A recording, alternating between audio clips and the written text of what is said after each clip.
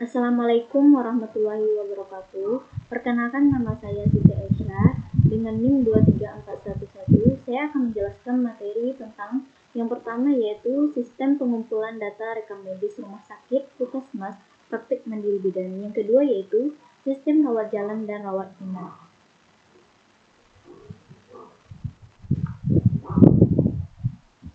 Nah, yang pertama kita akan masuk dulu apa itu rekam medik. Sesuai Undang-Undang Nomor 29 Tahun 2004 tentang Praktik Kedokteran, Pasal 46 Ayat 1, rekam medis adalah berkas yang berisi catatan dan dokumen mengenai identitas pasien, pemeriksaan, pengobatan, tindakan, dan pelayanan lain yang diberikan kepada pasien.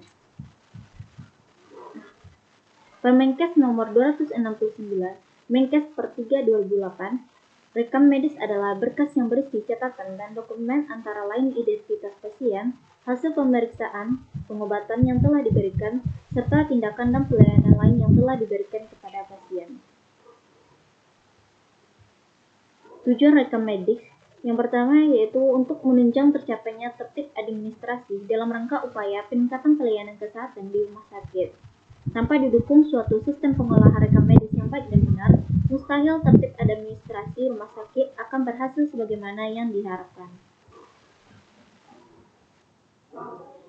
Kegunaan rekam medik.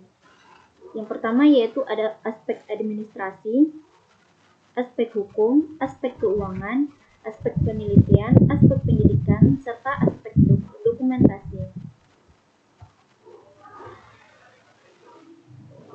Catatan medis pasien terbagi menjadi dua bagian. Yang pertama yaitu bagian pertama dari catatan medis ini adalah catatan pasien dirawat meliputi alasan dirawat, riwayat penyakit, terapi yang sudah diberikan, catatan lain seperti keadaan ibu dan keluarga. Catatan pada bagian ini disusun dalam bentuk pernyataan singkat checklist.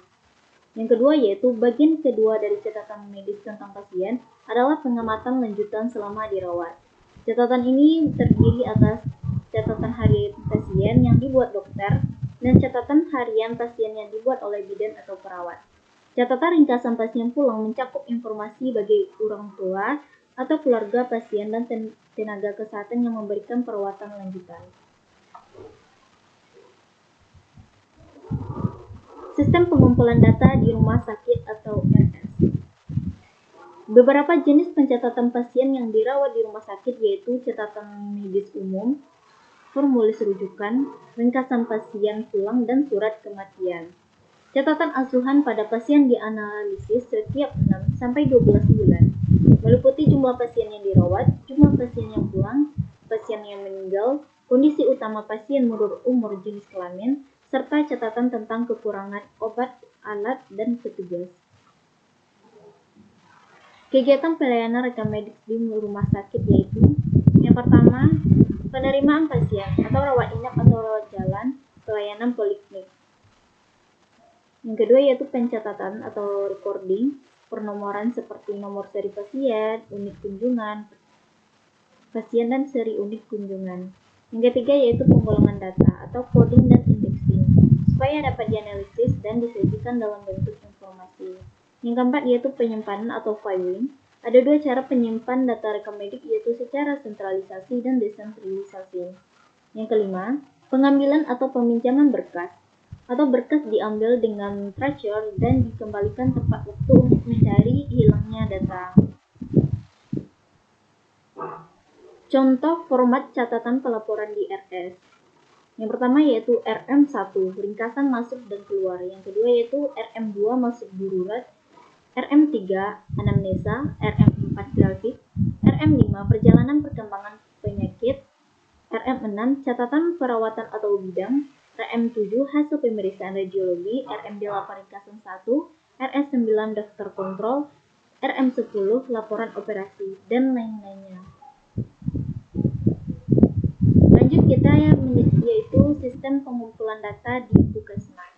Sistem pengumpulan data rekam medis di puskesmas pada dasarnya sama dengan rekam medik rumah sakit sebagai berikut. Penerimaan pasien pada tahap ini, pasien mendaftarkan diri sesuai dengan permasalahan kesehatan yang terjadi pada dirinya. Selanjutnya akan didistribusikan sesuai dengan pelayanan kesehatan yang ada di puskesmas.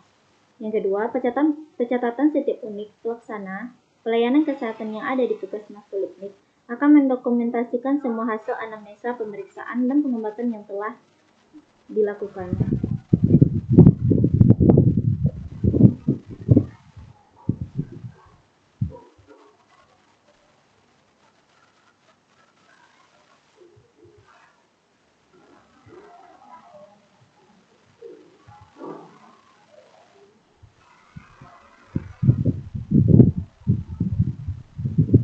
Yang ketiga yaitu pengolahan data yang telah didokumentasikan. Yang pertama yaitu coding.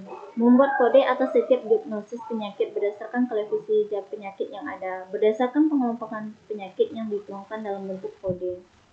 Yang kedua, indexing, pembuatan indeks. Di antaranya indeks rawat jalan, inap, penyakit. Semua ini dipersiapkan untuk membuat laporan statistik rumah sakit. Yang keempat yaitu penyimpanan setiap hasil pemeriksaan dan pengumpulan data yang sudah didokumentasikan akan disimpan sesuai dengan kebijakan puskesmas tersebut. Puskesmas biasanya membuat laporan dan pencatatan bulanan untuk dikirimkan ke tingkat yang lebih tinggi Dinas Kesehatan Kabupaten.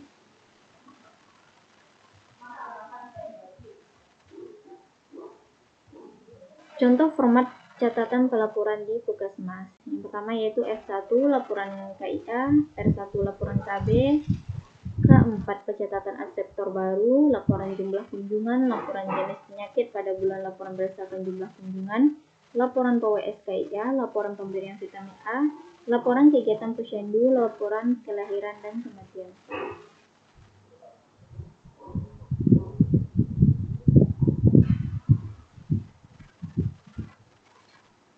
Sistem pengumpulan data di PMB. Pelayanan asuhan kebidanan yang dilakukan oleh seorang bidan di masyarakat sangat rawat terhadap permasalahan yang akan datang dari bentuk pelayanan yang diberikan kepada pasien. Jadi, pencatatan atau pendokumentasian harus menjadi perhatian khusus untuk menghindari serta melindungi diri dari gugatan hukum. Biasanya seorang bidan praktik mandiri akan melaporkan kegiatan sehari-hari secara berkala atau bulanan dengan sistem yang hampir sama seperti RS atau puskesmas, tapi lebih sederhana. Contoh format catatan pelaporan di PMB yaitu F1 KIA, R1 laporan KB, K4 sektor baru atau CU, laporan pemberian imunisasi, laporan jumlah kunjungan, laporan persalinan. Sistem pendokumentasian pelayanan rawat jalan dan rawat inap. Yang pertama yaitu rawat jalan. Nah, di sini terdapat yaitu pasien baru, pasien lama, pasien gawat darurat. Lanjut kita ke rawat inap. Rawat inap pasien yang memerlukan perawatan dibagi dalam 3 kelompok.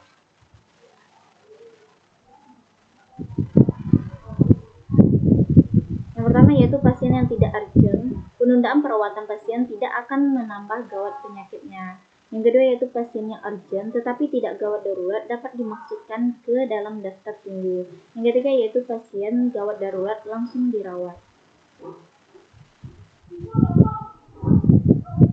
Baik, hanya itu yang dapat saya jelaskan tentang materi ini. Kalau ada kata-kata yang salah, mohon maaf. Wassalamualaikum warahmatullahi wabarakatuh.